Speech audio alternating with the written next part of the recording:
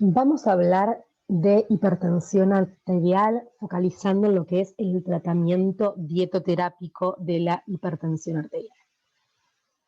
¿Qué entendemos por tensión arterial? Es el producto del gasto cardíaco y del volumen por minuto, es decir, que representa el volumen por minuto por la resistencia periférica. El gasto cardíaco es el volumen de sangre eyectado por el corazón en cada minuto y la resistencia periférica se refiere a la resistencia que oponen las paredes de los vasos al flujo de esa sangre. Hablemos un poquito de cifras. La prevalencia mundial de hipertensión arterial es aproximadamente de 1 billón de individuos y aproximadamente 7,1 millones de muertes al año se pueden atribuir a la hipertensión. En relación a la prevalencia, aumenta mientras avanza la edad. Más del 50% de las personas entre 60 y 69 años son hipertensos y este valor llega al 75% para los mayores de 70 años. La relación entre la presión arterial y el riesgo de padecer eventos cardiovasculares es continua y consistente, y también independiente de otros factores de riesgo. Cuanto mayor es la tensión arterial, hay mayor probabilidad de que se genere un daño en el órgano blanco, con lo cual puede haber hipertrofia ventricular izquierda, insuficiencia cardíaca congestiva, ictus y enfermedad renal crónica. Ahora, ¿cómo se puede controlar la hipertensión? ¿Sí? Dado que es una enfermedad crónica y no va a tener cura. El control de la hipertensión arterial constituye uno de los pilares básicos para la prevención de enfermedades cardiovasculares. Según esta clasificación de hipertensión arterial, hablamos que la presión es normal cuando la presión sistólica es menor a 120 y la diastólica menor a 80. Se habla de prehipertensión cuando la presión arterial sistólica va de 120 a 139 y la diastólica de 80 a 89. Hablamos de hipertensión estadio 1 con una presión sistólica entre 140 y 159 y diastólica entre 90 y 99. Y hablamos de estadio 2 cuando la presión sistólica es mayor a 160 y la diastólica mayor a 100. Existen ciertos individuos que vamos a considerar de alto riesgo cardiovascular.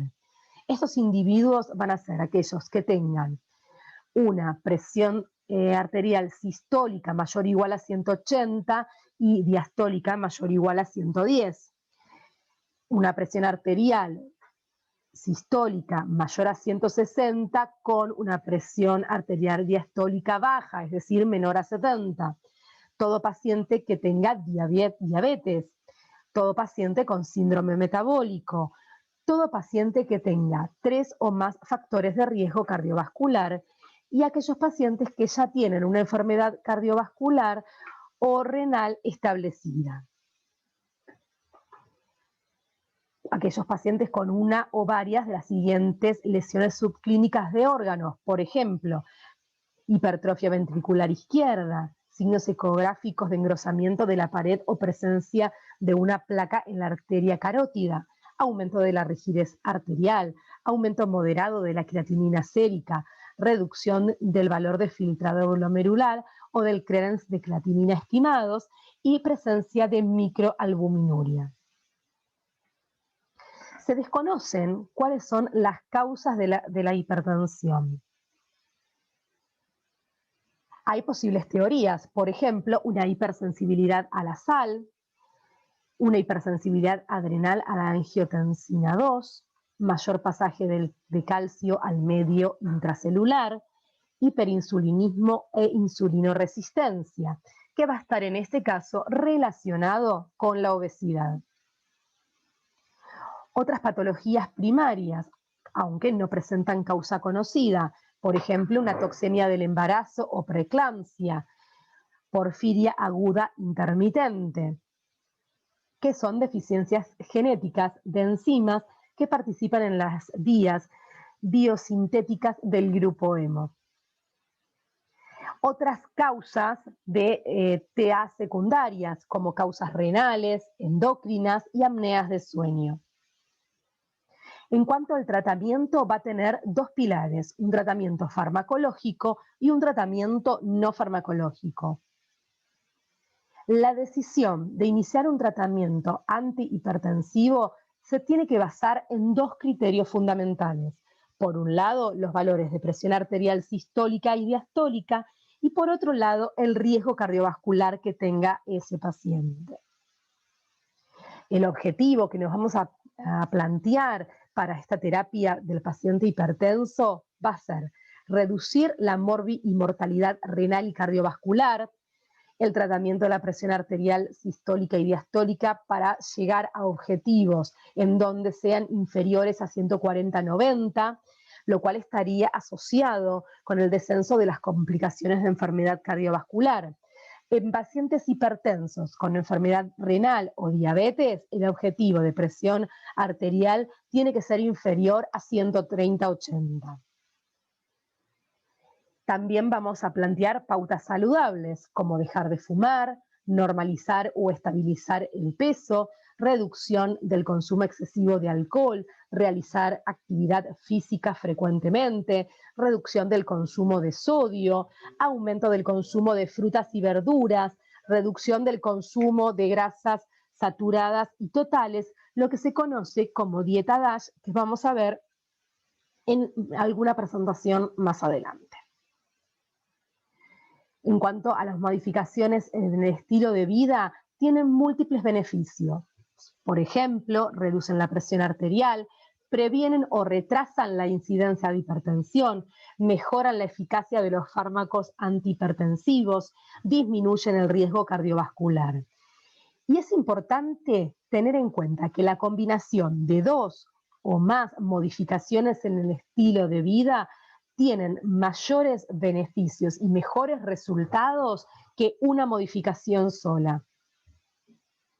En cuanto a las modificaciones del estilo de vida, podemos decir que la reducción del peso corporal, tratando de llevarlo a un índice de masa corporal normal de 18.5 a 24.9, generan una disminución de 5 a 20 la presión arterial por cada 10 kilogramos de descenso de peso. La dieta DASH es una dieta rica en frutas, vegetales y baja en grasas totales y saturadas, genera una reducción de 8 a 14 puntos. La reducción del sodio dietario va a generar una reducción de la presión arterial de 2 a 8 puntos.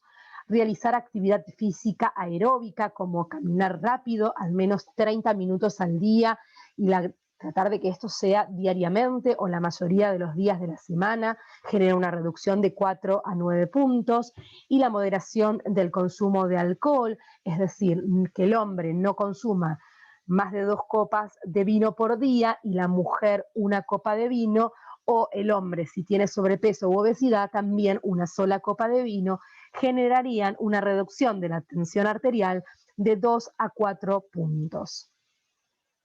En cuanto al tabaquismo, causa un aumento agudo de la presión arterial y de la frecuencia cardíaca, que persiste aún durante 15 minutos después de haber dejado el cigarrillo. En cuanto al consumo de alcohol, el alcohol atenúa los efectos del tratamiento con fármacos antihipertensivos, pero este efecto es al menos parcialmente reversible al cabo de 1 o 2 semanas de haber moderado el consumo de alcohol, es decir, haberlo disminuido en un 80% del consumo habitual. Los ensayos realizados sobre la reducción del consumo de alcohol mostraron una reducción significativa en la presión arterial, tanto sistólica como diastólica. En cuanto a la reducción del peso, el peso corporal, en especial el exceso de peso, está directamente relacionado con la presión arterial. El exceso de grasa corporal predispone a un aumento de la presión arterial y por lo tanto a la hipertensión. Una reducción de peso moderada, ya sea que esta reducción de peso sea o no acompañada con una reducción del sodio dietario, puede prevenir la hipertensión arterial en aquellos individuos con sobrepeso que tienen una presión arterial normal. En cuanto a la restricción de sodio, puede tener un efecto antihipertensivo superior si se combina con otras recomendaciones dietéticas y puede permitir una reducción de las dosis y el número de fármacos antihipertensivos utilizados, lo cual es un excelente beneficio dado que haría que el paciente tome menos medicación. Muchas gracias. Con esto finalizamos esta presentación.